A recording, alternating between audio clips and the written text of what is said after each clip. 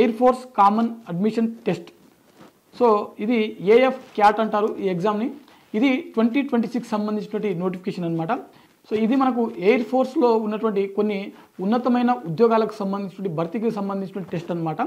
So ఇందులో మనకు ఒకసారి పోస్టులు చూసినట్లయితే ఏఎఫ్ క్యాట్ ఎంట్రీ ఒకటి ఉంటుంది. అంటే ఫ్లయింగ్ మరియు గ్రౌండ్ డ్యూటీకి సంబంధించిన టెక్నికల్ లేదా గ్రౌండ్ డ్యూటీకి సంబంధించినటువంటి నాన్ టెక్నికల్ పోస్టులు ఏవైతే ఉన్నాయో వాటికి సంబంధించిన భర్తీ ఉంటుంది. అదేవిధంగా ఎన్సిసి స్పెషల్ ఎంట్రీ ద్వారా మనకు ఫ్లయింగ్ సంబంధించినటువంటి ఖాళీలు ఏవైతే ఉన్నాయో వాటికి సంబంధించినవి కూడా దీంట్లో ఉంటాయన్నమాట.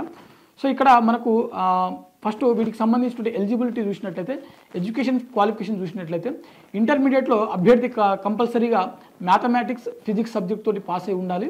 అంటే అభ్యర్థి ఎవరైతే ఈ పోస్టులకు దరఖాస్తు చేసుకోవాలనుకుంటారో, అంటే ఈ టెస్ట్కి ఎవరైతే దరఖాస్తు చేసుకోవాలనుకుంటున్నారో ఆ అభ్యర్థులు ఇంటర్మీడియట్ లెవెల్లో కంపల్సరీగా మీరు మ్యాథమెటిక్స్తో పాటుగా ఫిజిక్స్ ఉన్నటువంటి ఈ 2 సబ్జెక్టులు ఉన్నటువంటి కోర్స్ ఏదైతే ఉందో, అంటే ఎంపీసీ కావచ్చు ఇతర కోర్సులు ఏవైనా ఉన్నట్లయితే ఆ కోర్సులలో కంపల్సరీగా మ్యాథమెటిక్స్ ఫిజిక్స్ ఉన్నటువంటి అభ్యర్థులు మాత్రమే దరఖాస్తు చేసుకోవడానికి ఎలిజిబుల్. దాంతోపాటుగా డిగ్రీ అనేది ఖచ్చితంగా బ్యాచిలర్ డిగ్రీ, అది బ్యాచిలర్ డిగ్రీలో మ్యాథ్స్ సంబంధించిన సబ్జెక్టులు ఏవైతే ఉందో, అంటే సంబంధించిన సబ్జెక్టులు ఏదైతే ఉందో అవి కంపల్సరీ ఉండాల్సి ఉంటుంది.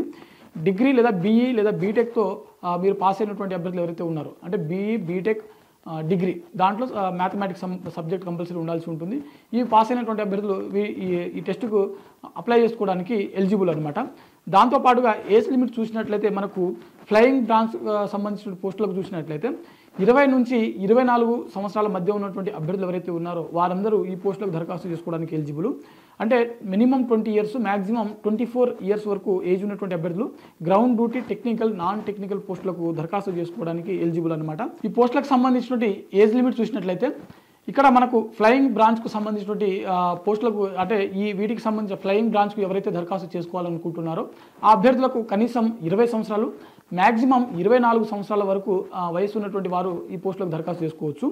అదేవిధంగా టెక్నికల్ నాన్ టెక్నికల్ సంబంధించినటువంటి గ్రౌండ్ డ్యూటీ ఏదైతే ఉందో ఆ బ్రాంచ్కి సంబంధించిన వాటికి దరఖాస్తు చేసుకోవాలనుకునేటువంటి అభ్యర్థులు ఎవరైతే ఉంటారో వీరికి మినిమం 20 సంవత్సరాలు మ్యాక్సిమం 26 సంవత్సరాల వరకు వయసు ఉన్నటువంటి అభ్యర్థులు వీటికి దరఖాస్తు చేసుకోవచ్చు. అదేవిధంగా వీటికి సంబంధించిన దరఖాస్తు ఫీజు చూసినట్లయితే 550 రూపాయలు ఇక్కడ మనకు ఫీజు అనేది మెన్షన్ చేయడం జరిగింది. దాంతోపాటుగా మనకు ఇతర ట్యాక్సెస్ ఏమైనా ఉండేటువంటి అవకాశం ఉంది. సో అది అప్లికేషన్ మనం అప్లై చేసేటప్పుడు మనకు అప్లికబుల్ చూపిస్తుంది అనమాట.